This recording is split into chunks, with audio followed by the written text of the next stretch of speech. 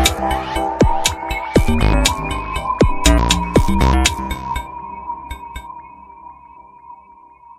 ini, Selasa, tanggal 16 Maret, renungan harian temanya marah dari Efesus pasal 4 ayat 26 sampai 27.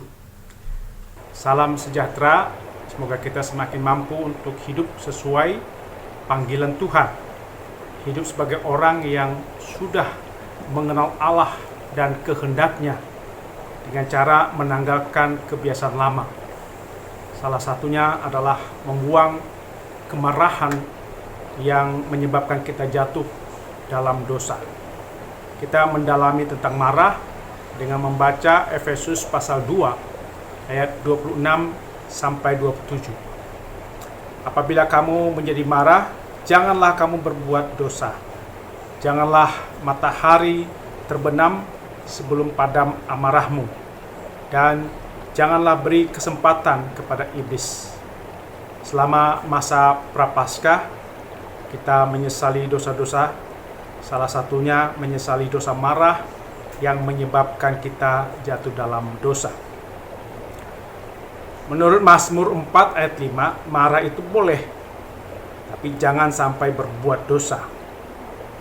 Marah yang berbuat dosa adalah marah yang tidak terkendali, menghina, menyebarkan ujaran kebencian, membuat tuduhan atau ujaran palsu, mencemarkan nama baik orang, bahkan merusak diri sendiri. Marah yang benar adalah dengan melakukan kebenaran Tuhan dan tidak merancang kejahatan seperti ingin membunuh, merusak, menghancurkan orang lain atau diri sendiri. Menghukum orang yang bersalah, yang jahat, hanya Tuhan yang melakukannya. Kalau ada orang yang salah, menyimpang, jahat, kita boleh marah dengan menyampaikan kritik melalui cara yang benar, tidak menghina, tidak menggunakan data palsu atau dusta, dan tidak menyebar kebencian, serta tidak ada rancangan jahat untuk menjatuhkan atau menghancurkan orang tersebut. Kita boleh marah pada orang yang berbuat jahat, menipu, bertindak tidak adil, berlaku buruk, tapi jangan marah yang menyebabkan kita berdosa. Mazmur 37 ayat 1. Jangan membalas kejahatan dengan kejahatan, main hakim sendiri, tidak sabar menanti Tuhan bertindak. Mau menghukum orang dengan tangan sendiri, bukan dengan tangan Tuhan. Orang yang marah dan bertindak sendiri, tidak menantikan Tuhan, adalah orang yang bodoh. Amsal 14 ayat 29. Orang yang sabar, besar pengertiannya. Tetapi siapa cepat marah, membesarkan kebodohan. Orang yang bertindak cepat dalam kemarahan akan melakukan tindakan yang bodoh, yang tidak berguna, yang merusak. Tapi orang yang sabar menantikan Tuhan, maka akan bertindak lebih bijak. Orang yang marah tapi tidak berbuat dosa adalah marah dengan berdiam diri di hadapan Allah. Mazmur 37 ayat 7. Berdiam dirilah di hadapan Tuhan dan nantikanlah Dia. Jangan marah karena orang yang berhasil dalam hidupnya, karena orang melakukan tipu daya. Artinya, orang yang marah menyerahkan kemarahannya pada Tuhan, kemudian menanti tindakan Tuhan. Ia tidak menuduh, tidak menghina Tuhan yang salah, membiarkan kejahatan, kegagalan, kesulitan yang disebabkan orang jahat, membiarkan penderitaan terjadi, tidak menghina dan menuduh orang lain. Ketika seseorang mengungkapkan kemarahan atau kebenciannya tentang ketidakadilan di masyarakat kepada Tuhan, itu adalah sikap yang baik. Tapi kalau orang marah dan benci pada Tuhan karena diperlakukan tidak adil dan tidak benar, itu bertentangan dengan firman Tuhan. Ini merupakan dosa. seperti pemuda A yang marah dan kesal pada Tuhan karena hidupnya gagal, banyak hambatan dan penderitaan. Marah pada Tuhan juga dilakukan oleh orang Israel. Marah yang benar adalah marah terhadap orang yang menghambat orang lain untuk datang kepada Tuhan. Markus 10 ayat 14. Ketika Yesus melihat hal itu, ia marah dan berkata kepada mereka, "Biarkan anak-anak itu datang kepadaku.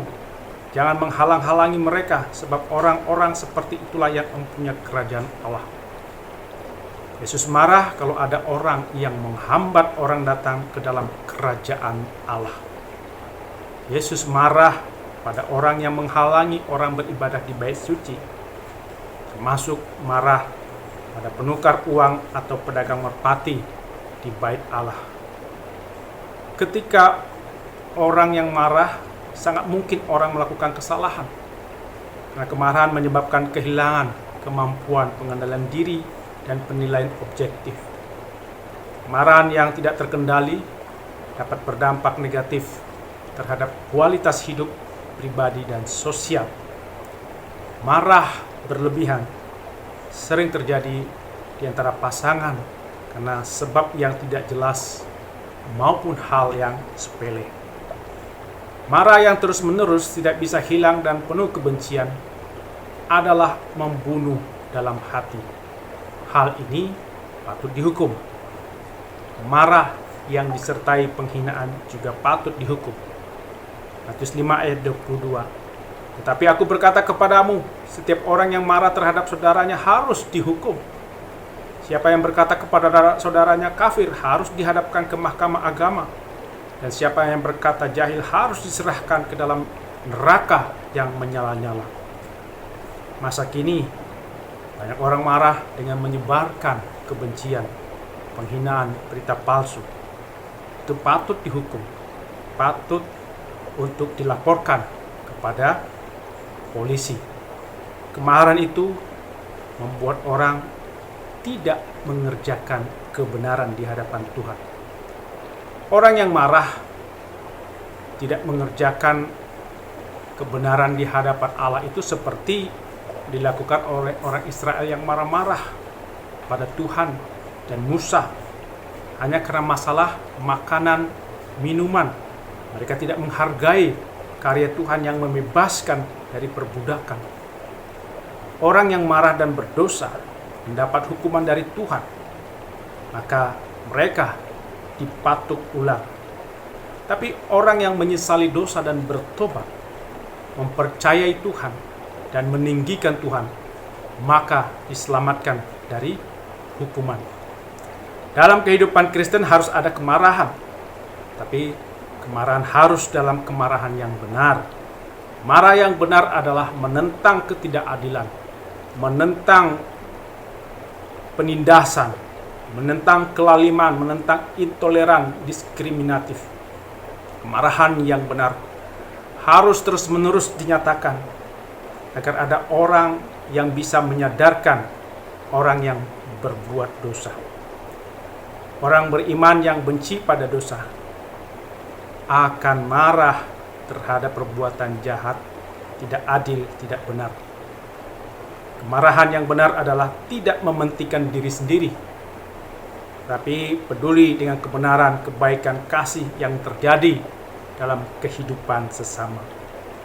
Kemarahan yang hanya mengurus diri sendiri, kemarahan yang tidak terkendali, adalah kemarahan yang menyebabkan orang jatuh dalam dosa. Kemarahan harus dilepaskan sebelum matahari terbenam. Pasangan suami istri Bapak P berusia 104 tahun dan Ibu F berusia 100 tahun. Menjelaskan bahwa sebelum tidur, mereka menyelesaikan kemarahan dan tidak membawa kemarahan dalam tidur. Bapak P dan Ibu F mengelola kemarahan dengan cara melepaskan kemarahan yang terjadi sebelum tidur. Marah yang tidak dilepaskan akan merusak hati, jiwa, dan pikiran. Ketika marah yang membuat kita berdosa, kita sesali dan akui di hadapan Allah. Maka Allah akan menolong kita memperbaiki relasi dengan orang yang kita marahi. Menyimpan kemarahan yang berdosa akan memelihara kuasa iblis dalam hati. Kemarahan yang berdosa akan berkembang lagi. Segera melepas kemarahan pada Tuhan. Jangan tunggu sampai matahari tenggelam. Orang yang menyesali dosa adalah orang yang mau mengakui dan membuang kebencian, kemarahan, penghinaan dari dalam hati, jiwa, dan pikiran, dan berseru pada Tuhan agar melepaskan dari belenggu kemarahan dan menggantikannya dengan pikiran yang positif, yang benar, yang baik, yang adil, yang damai, dan berhikmat. Orang yang memberi diri dipimpin Roh Kudus maka tidak akan dikendalikan oleh kemarahan. Usahakanlah agar kita tidak berbuat dosa dalam kemarahan. Kita boleh marah kalau ada hambatan, kegagalan dalam rencana hidup kita, tapi jangan sampai berbuat dosa dengan menyalahkan Tuhan, kesal dan benci pada Tuhan, dan menyalahkan, menghina orang lain. Sebaliknya, kita bijak dalam menyikapi hambatan dan kegagalan. Amin. Mari kita berdoa.